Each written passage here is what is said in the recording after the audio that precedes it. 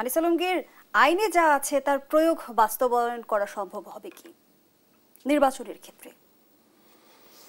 না, তার আগে আমি ডক্টর জাহিদ আমাকে যেটা বললেন এটাকে একটু বলি। আমার কিন্তু আওয়ামী লীগ ওনার কাছে প্রাসঙ্গিক মনে হচ্ছে না। আমার কাছে আপনিও বললেন যে কি কারণে তারা প্রাসঙ্গিক। আমার কাছে তাদেরকে প্রাসঙ্গিক মনে হয়। আওয়ামী লীগ কী কী অপরাধ করেছে সেই জন্য আওয়ামী লীগকে একটা রাজনৈতিক দল হিসাবে আমরা দিতেই পারি না, আসতেই পারি না, সেটা ওনার অভিমত। আর আওয়ামী লীগ কী কী খারাপ করেছে সেটার পক্ষে সাফাই গাওয়ার জন্য ওবায়দুল কাদের বা তাদের নেতৃত্ব এটা যাবে।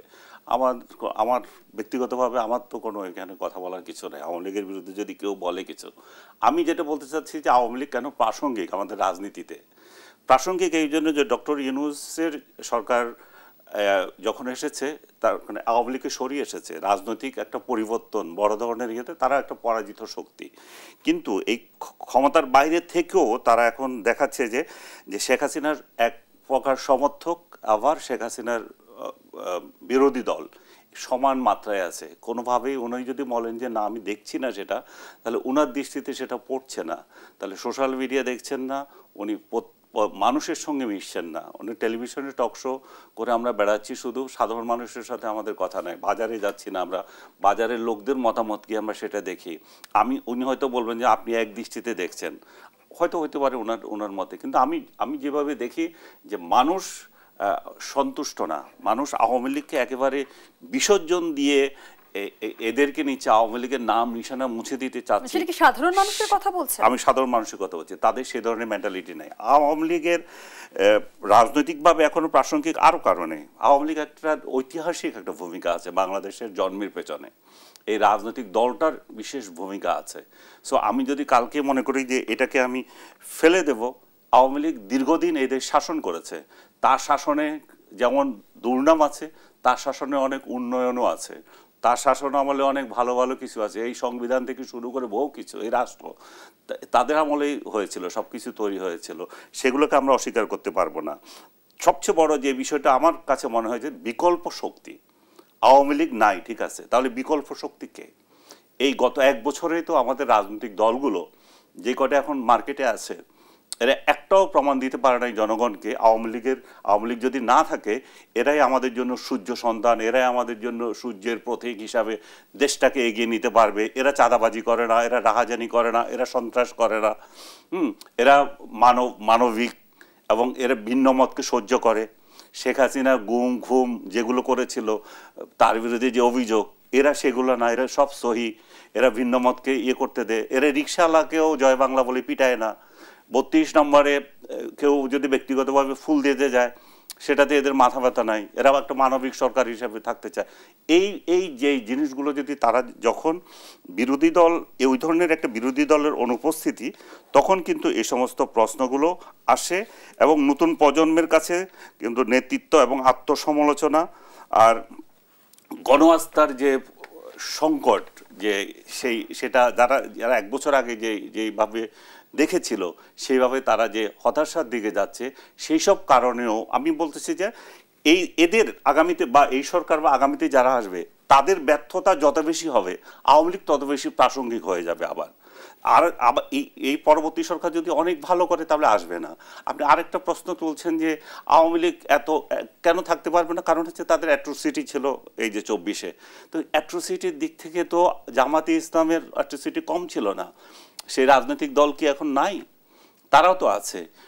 উনি আওয়ামী লীগের লোকজনকে ইলেকশন করার জন্য পরামর্শ দিচ্ছেন যে তারা যেহেতু সহি লোক যারা আছে তারা স্বতন্ত্র ইলেকশন করবে, কিন্তু ভিন্ন নামে একটা রাজনীতি করবে। স্বতন্ত্র নির্বাচন করার বাস্তবতা আছে কিনা? স্বতন্ত্র নির্বাচনের বাস্তবতা নাই, কারণ আওয়ামী লীগ বললেই তো পিটাচ্ছে।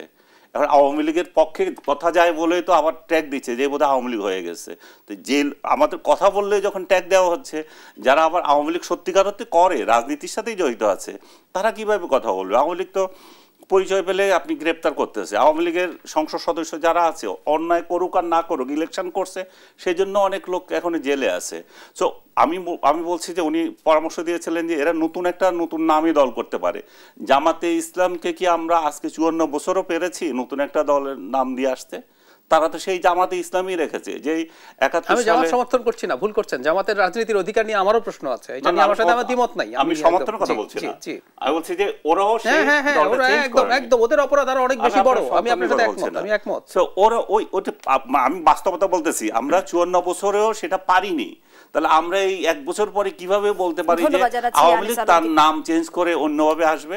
আসবে না। আওয়ামী লীগ যদি আসে নিজ নামেই আসবে। কাছে রাখতে চাই যে যখন আমরা আসলে আইনের কথা বলছি কিংবা অধিকারের কথা বলছি, তখন আসলে বাস্তবতার নিরিখে সেটি আমরা বিবেচনা করছি কি?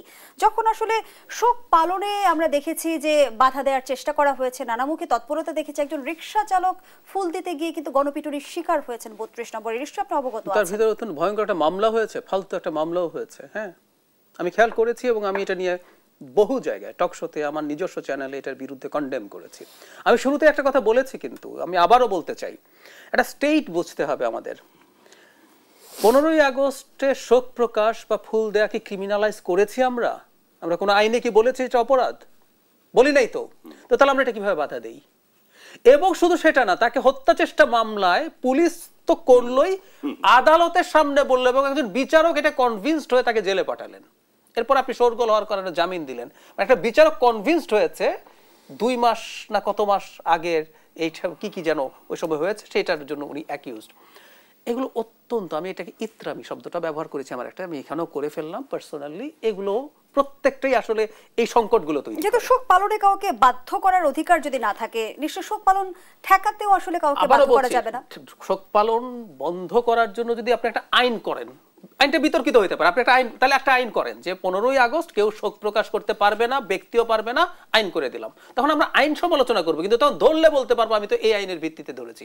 যেমন ধরুন আওয়ামী লীগ যদি ব্যানার নিয়ে আসতো, তখন যদি তাকে পুলিশ ধরতো, আমরা আনিস ভাই সমালোচনা করতে পারেন, কিন্তু আমি বলবো না ওর তো কর্মকাণ্ড নিষিদ্ধ আছে। আমি নিজেই বলেছি, আমি বলেছি শফিক যখন বললো যে ব্যক্তি পর্যায়ে যখন নিয়ে হলো, যে শফিক কিন্তু বলতে পারে না যে ব্যক্তিগত, কিন্তু আওয়ামী লীগ যেহেতু এখন আওয়ামী লীগ নিষিদ্ধ বা কর্মকাণ্ড নিষিদ্ধ, আওয়ামী লীগের ব্যানারে যদি কেউ করে সেটা তো কোনো আইনগত ভিত্তি আছে, সেটা আমরা সমালোচনা করছি না। একদম তাই।